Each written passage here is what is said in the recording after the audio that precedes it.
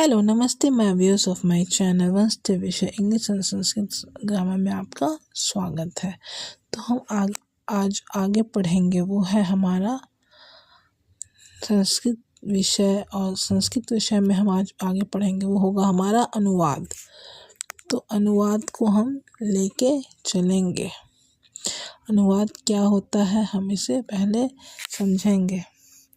तो हम पहले भी मैंने आपको बताया था कि कुछ धातु रूप, शब्द रूप और शब्दों को हम कैसे वाक्य में प्रयोग करते हैं, इसे हमें समझना होगा। तो धातु रूप तो आपको याद करना ही है, वो तो ज़रूरी है। उसके बाद हमें शब्द रूप भी का भी ज्ञान लेना होगा। सबसे इसमें ज़रूरी है वो है स धातु, सा, बालक बालिका और पठ धातु।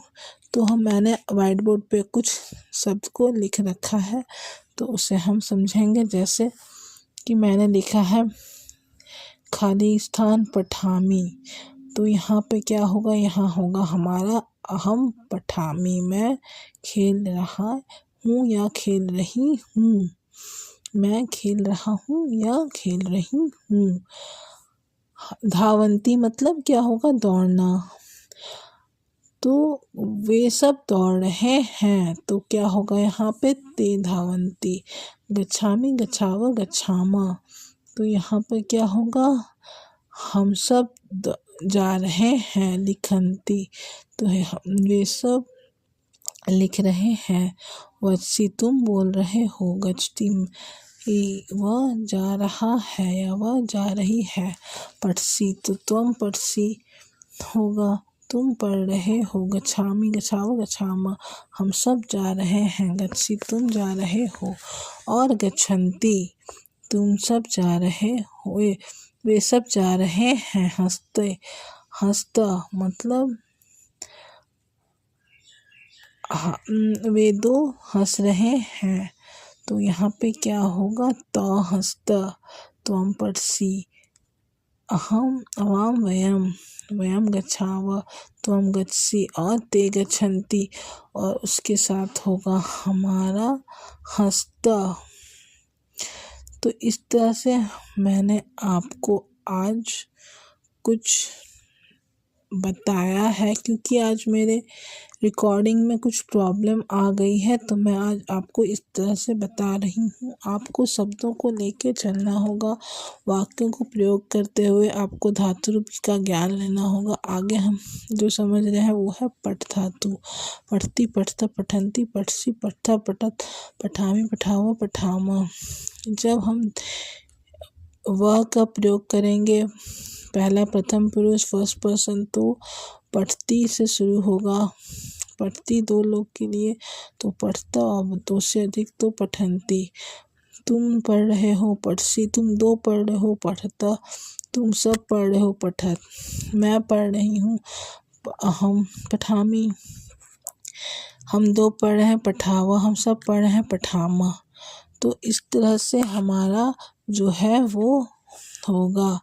उसके बाद हम इसे पढ़ेंगे, जो होगा हमारा वाक्य प्रयोग। वाक्य प्रयोग कैसे होगा इसे हम जानेंगे। तो मैं पुस्तक को पढ़ रही हूँ या मैं पुस्तक को पढ़ रहा हूँ। हम पुस्तकम पठामी। तो मैं यहाँ हो गया कर्ता, पुस्तक कर्म हो गया, और पठामी मतलब क्रिया। तो क्रिया का प्रयोग ही हम लोग पढ़ रहे हैं। अब दूसरा हम उदाहरण लेंगे, आवाम पुस्तकें पठाम, अहम आवाम वयम। तो क्या होगा, आवाम पुस्तकें पठाव। तो इसमें हम क्या समझेंगे, हम दोनों पुस्तकों को पढ़ रहे हैं।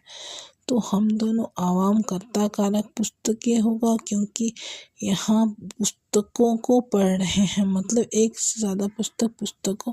तो पुस्तक वस्तु हो गया, तो ये नपुंसकलिंग की तरह चलेगा। तो क्या होगा, पुस्तकम पुस्तकें पुस्तकानि, पुस्तकें के अहम पुस्तकें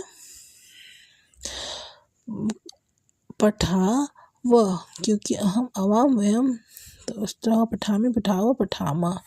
तो इस तरह से हम समझेंगे। आज हम संक्षेप में ही समझेंगे इसे, क्योंकि इसे हमें संक्षेप में ही समझना होगा ताकि हम इसे आगे लेके चल सकें। तो हमें ज़्यादा समय नहीं, आसान तरीके से समझना है और आगे हम इसे समझेंगे और इसे हम और अच्छे डिटेल्स में समझेंगे ताकि आप इसे समझ पाएँ और आगे हम वाक्य प्रयोग सीखेंगे, विभक्ति का प्रयोग सीखेंगे। तो यहीं पे मैं समाप्त करती हूँ। धन्यवाद and have a nice day.